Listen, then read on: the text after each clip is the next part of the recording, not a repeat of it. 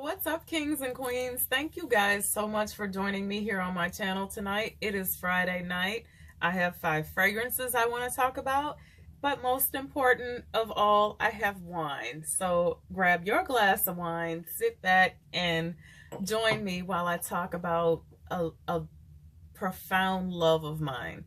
So one of my favorite notes to have in a fragrance, to smell, to be smothered in, is honey. I love honey.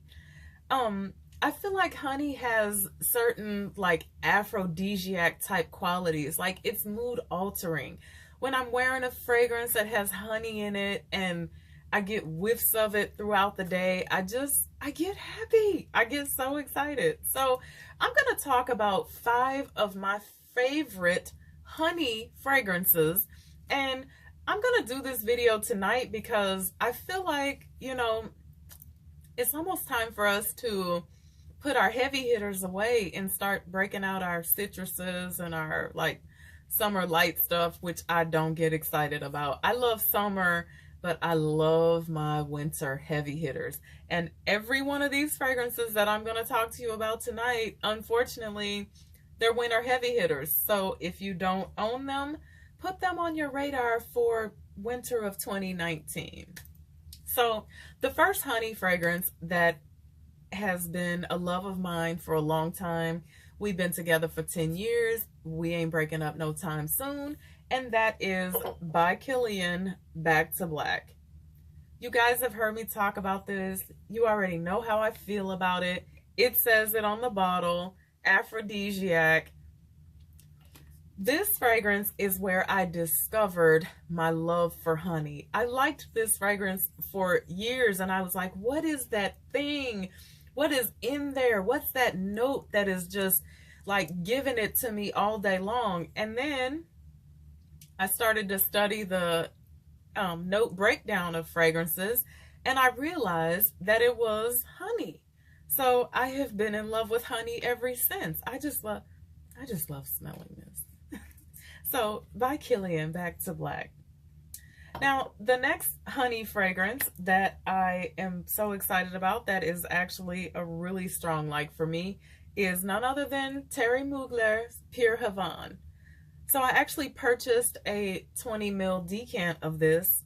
When I smelled this for the first time, I was in love. I was hooked. This fragrance is honey greatness. This fragrance has tobacco. Now, let me be clear. Honey is great. But whenever honey shows up at the party with his BFF, his brother from another mother, Mr. Tobacco, I feel like they go so well together. It's almost like BB and CC, Regis and Kelly, Run and DMC, like they're so great together, but when they break up, like, we don't really care. So Thierry Mugler, Pure Havane, pure honey here, like sweetness, goodness, definitely another heavy hitter. Now, the next honey fragrance is one that I'm so sad I did not get introduced to until the end of winter 2018. I would have been rocking this fragrance so much, people would have got tired of smelling it on me. That is 1821 Man-Made Sweet Tobacco. You guys, I don't know why you guys kept this from me. This is ridiculous. This is $80. This is $80, and I've heard people compare this to Back to Black and Tobacco Vanille, and yes, I honestly do think that it could definitely sit on a shelf between Back to Black and Tobacco Vanille. 2 fragrances which I love. Tobacco Vanille is not up here because it doesn't have honey in it, but this is goodness. This was like 8 hours on my skin. This is greatness. Now, this is a masculine fragrance. So ladies, don't look at me talking about it and think that, you can go out and get it and you're going to smell like juju berries. And no, this is not to be played with. This is honey and tobacco heaviness. Definitely a masculine fragrance. So but I love it and I'm going to wear the hell out of it. 1821 Man-Made Sweet Tobacco. Now, this honey favorite of mine, I told you guys, I smelled it, I was intimidated, I wore it, I full bottled it. Florist Honey Oud. This is everything honey goodness. Now, let me let you on to something here. If you're oud shy, or if you don't like oud at all, this is going to be a rough one for you, because when it says honey oud, that's exactly what you're going to get. In the top of this fragrance, you are going to get oud, more oud, and honey. However, if you have patience and you wait for it, this fragrance dries down to actually be a very nice honey fragrance. So the oud gets really, really soft and kind of quiet, but the honey is still there doing its thing. So Florist Honey Oud. This I would consider beast mode. Don't go hashtag Team Heavy Spray on this one, because I'm telling you, it can go bad real fast. I'm a 7 spray minimum type chick. I do 3, maybe 4 with this. So Florist Honey Oud. Now, the next honey fragrance, I talked about 4 of my favorite Parfums de Marley fragrances. And this was not on the list, and it was not on the list simply because I had not smelled it yet. However, I received a decant. See, the wine got me tripping all over my words tonight.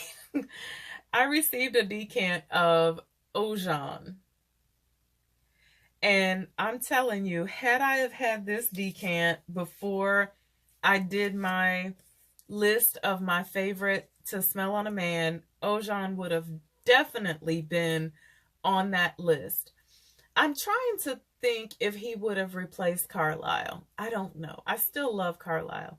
But Oajan is honey goodness. Oajan has cinnamon, honey, osmanthus, benzoin, labdanum, patchouli, vanilla, tonka bean. It's just crammed clear full of goodness. And if you know Parfums de Marley, you know they typically don't have longevity, projection, or sillage issues.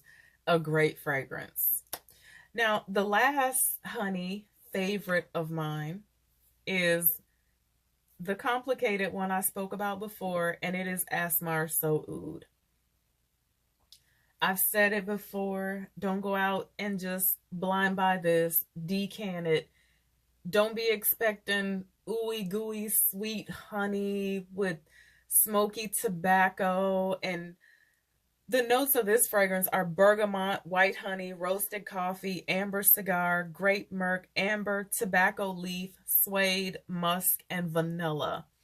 But in my opinion, the dominant notes in this fragrance are the coffee, the tobacco, and the cigar, with a little bit of vanilla and a little bit of honey shining through. You can smell the honey in this fragrance, but it's not like, in my opinion, it's not that back to black, or that even that pure Havane, or even that like tobacco vanille type. No, I won't say tobacco vanille, because tobacco vanille doesn't have honey, but it's not a sweetness, the sweetness that honey usually adds to a fragrance. This is a very dark fragrance. If this makes any sense, it's a very heavy but a very light fragrance at the same time. So this is definitely, again, this is a winter heavy hitter. I could see you wearing this on a chilly spring night, but I wouldn't go any further than that with this fragrance. Asmar SoOud, decant, and then buy. I love it, but it's different. It's a different fragrance. So those are my 5 honey fragrances that I am head over heels in love with. I was going to play Honey Love for you guys at the beginning of this video, but I know like we're boycotting R. Kelly right now, and I didn't want anybody to unsubscribe me because I almost have 80 subscribers. I'm so freaking excited about that. There are people out there who have like 500,000 and 1 million subscribers, but I want to celebrate my life because I almost have 80. So thank you guys so much for watching me. Thank you for listening to me. Until next time, have a blessed weekend and bye for now.